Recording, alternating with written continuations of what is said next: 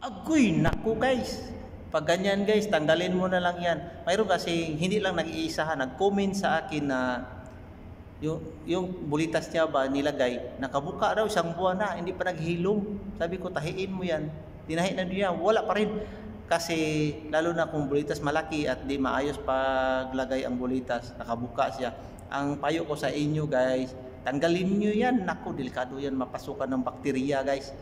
Kasi nakabuka siya, mapasukan ng bakterya, napakadelikado. Kaya di talaga maghilom yan guys. For my experience, di yan maghilom, matatanggal pa rin yan. Kaya iano na lang yan, tanggalin mo na lang yan, sa sunod na lang ilagay mo ng maayos. Ganyan kasi ang mangyari kung ikaw lang mag-isa maglagay ng bulitas. Kaya sinabi ko na hilain mo talaga ng maayos ang balat. May iba kasing ano na matigas, yung ang ano nila ba, masikip ang balat ba, di maluwag. Kaya yun ang nangyari.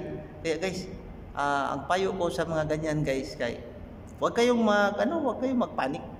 Di talaga yan maghilom at ipagtahiin nyo yan. May dinaanan na yung hilo. Di maghilom, delikado sa kasi may bulita sa loob eh.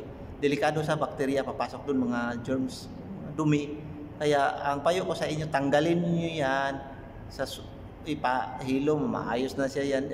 Yung maghihilom yan pag tanggalin yung bulitas. At ano talaga guys, kailangan talaga hilain talaga mabuti. Kaya nga maraming gusto magpalagay sa akin. Di ako naglagay kasi may nilagyan akong 2 katao na nahirapan ako guys, naghila, andulas. Kasi yung ano niya, yung patutoy niya, yung balat, masikip. Hirap hilain. Kaya yun ang masabi ko sa inyo. Di katulad ng iba na ang balat ay paghila mo malaki, kahit lagyan ng 5 piraso, walang problema. Pero yung may iba kasi na masikip ang balat, subukan ko na talaga kaya umayaw na ako sa paglagay kay ang hirap pag masipyat ka ba, ano mo, di maayos pag hila, kaya matigas ang balat, kaya nakabuka. Kaya tanggalin mo na lang yan, sa sunod na lang ayusin mo paglagay. Kaya umari kung ang walat ng ano mo masikip, wag na ikaw mag-isa maglagay, wag mahiya. Kung gusto mo talagang may anting-anting, tulong ka sa iba para mahila talaga siya ng maayos. May makahawak ng maayos kung masikip yung balat ng ano mo, patutoy. Yan sa guys. Sa sunod mo na lalagyan na maghilom na siya talaga, ayos na. Nasubukan ko na yan guys. Hindi ako hindi ako kunwari sinungaling, subukan ko yan. Siya guys, natanggal kasi naglaro ako ng basketball, mahilig ako basketball. Tingin ko na laglag, nawala. Yun na, hanggang nahilom, lagyan ulit.